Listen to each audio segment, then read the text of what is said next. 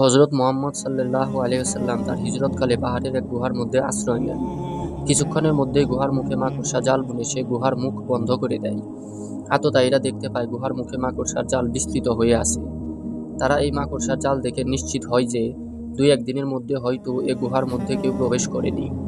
মহান আল্লাহ তাআলার হুকুমে একটা মাকড়সার জাল সেদিন এক মহামানবের প্রাণ বাঁচানোর ক্ষেত্রে ভূমিকা রেখেছিল।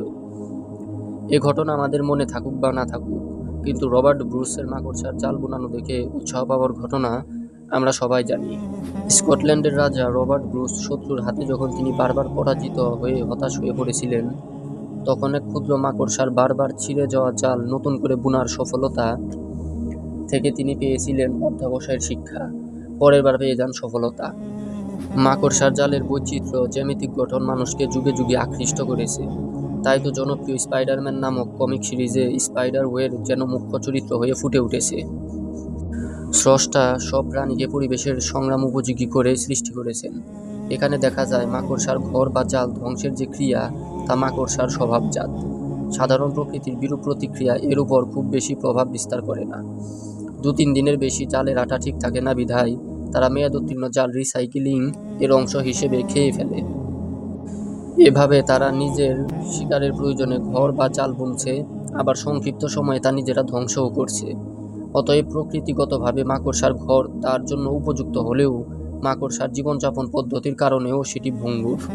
সেরকমভাবেই আল্লাহ ব্যতীত অন্যের অভিভাবকত্ব গ্রহণ মাকড়সার ঘর বা জালের পরিণতি লাভ করে, যে ঘর তার নিজেরই স্থায়িত্বের নিশ্চয়তা দেয় না।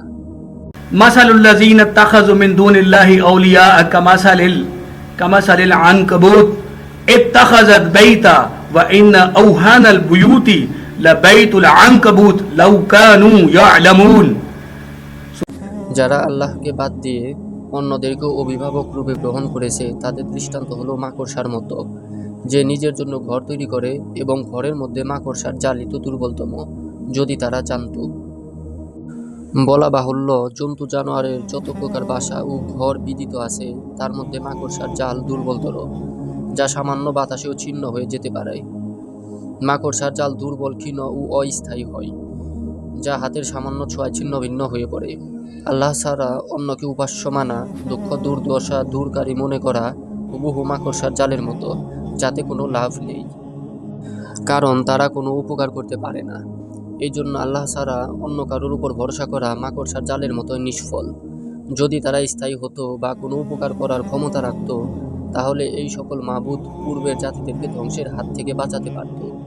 মাদিয়ান জাতি, আদ জাতি, লূত আলাইহিসসালামের সাদুম জাতি, সালেহ আলাইহিসসালামের সামুদ জাতি, নূহ আলাইহিসসালামের জাতি, মুসা আলাইহিসসালামের জাতি।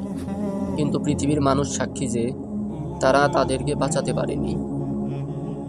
تذكر يوما كنت تعانق دمعة الفكر تناجي الله في صبر وترجو رحمة تسري فعاش القلب إخلاصا وصرت تحوم